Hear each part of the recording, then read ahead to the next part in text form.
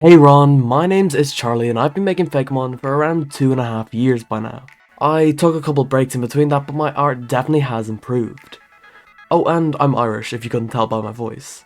My main project right now is working on the huge collaboration region Pokemon Cavern and Coast with over 40 amazing artists, which I am the video editor for.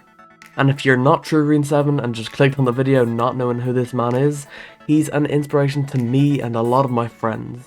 An amazing artist, content creator, and just seems like a nice guy. But if flattery doesn't work, then I guess I'll have to dive right into a couple of my Fakemon. The first one I have is actually a sneak peek for my next video, which I was working on until I saw this post on Twitter. This is Colossian Superior, a grass and fairy type, although it could have easily been a psychic type. The Regal Pokemon. Its ability is still Overgrow and its hidden ability is Healer. I really love this design. It's just enough of a change from Superior to feel like a successful regional variant. For all three of the designs I made for that video, I continued the Kalos starter themes of RPG classes, which I think makes sense for Kalos Legends game. So for Colossian Superior, it's a healer.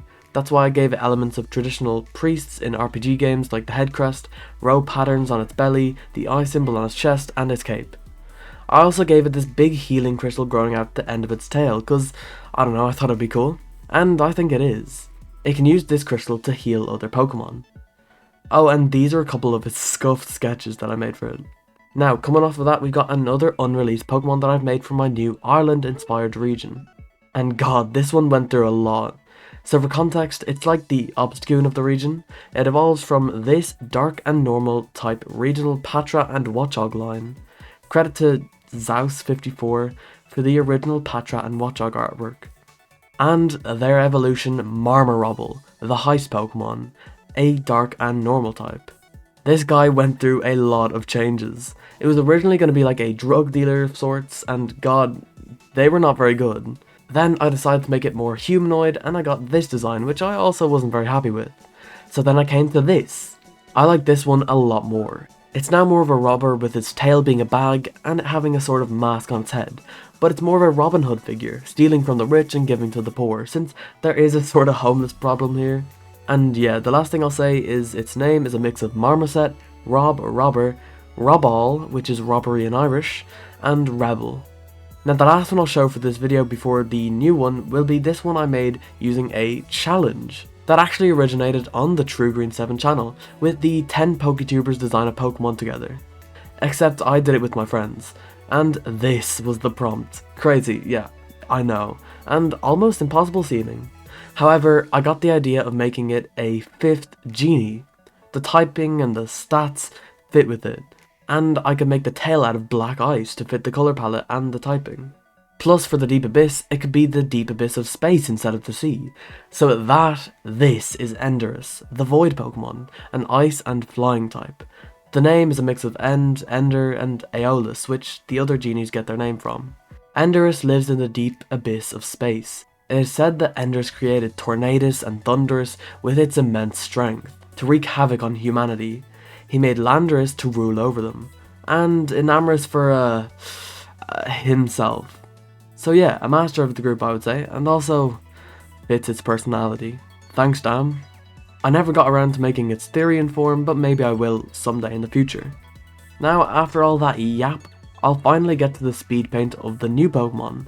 I've never done a speed paint before, mainly because I draw on paper and then translate that to digital, but I set up a bunch of stuff just for this video and got it done. But before that, I'm required to talk about what I'm about to be drawn for a bit.